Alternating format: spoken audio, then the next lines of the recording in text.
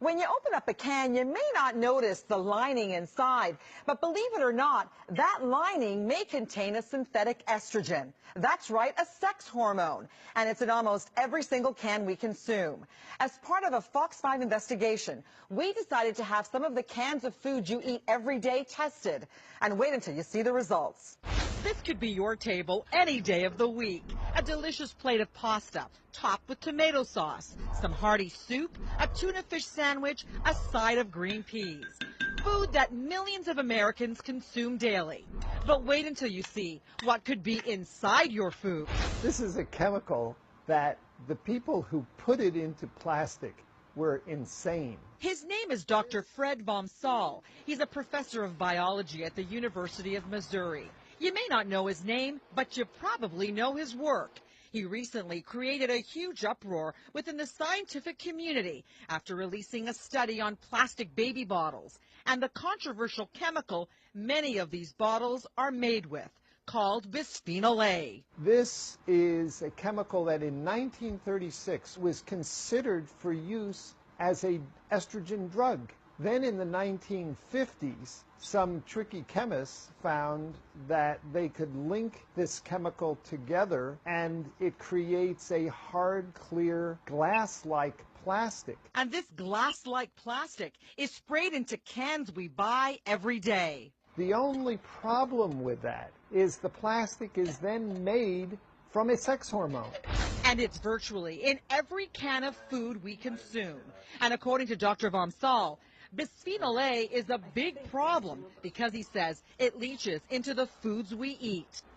And when you heat this plastic or put tomato sauce in it, the acid degrades the plastic and then the food that's in there is full of this sex hormone.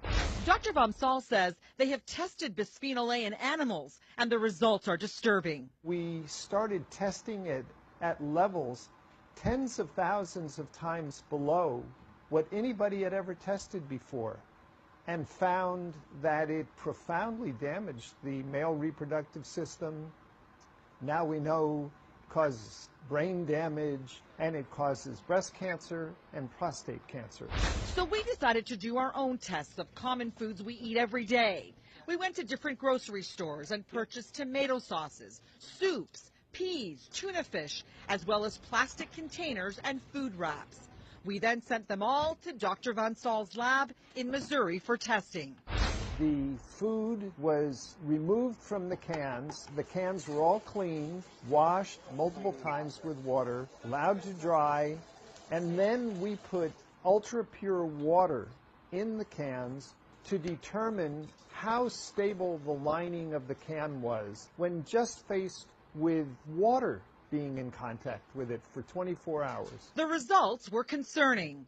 Every single product here put out an amount of bisphenol A that would be in the danger zone. The highest levels measured in micrograms were found in cans of Hunt's tomato sauce, followed by Red Pack, Del Monte peas, the Starkist tuna, and the Rubbermaid plastic container. This is a chemical that can alter the way your cells function at below a trillionth of a gram, 1 million times lower than this. And he says if the research on animals doesn't concern you, this will. Dr. Vom Saal says when he places bisphenol A leached water into a test tube with breast cancer cells, the cancer cells multiply rapidly. These amounts would massively stimulate these cells. Bisphenol A is big business here in the United States. It is estimated that the chemical companies produce 7 billion pounds of it a year, and it's making its way into our bodies. According to the CDC, 95% of Americans have detectable levels of bisphenol A in their urine. Dr. Vom Saal says the worst thing anyone can do is microwave food in a plastic container covered in plastic wrap.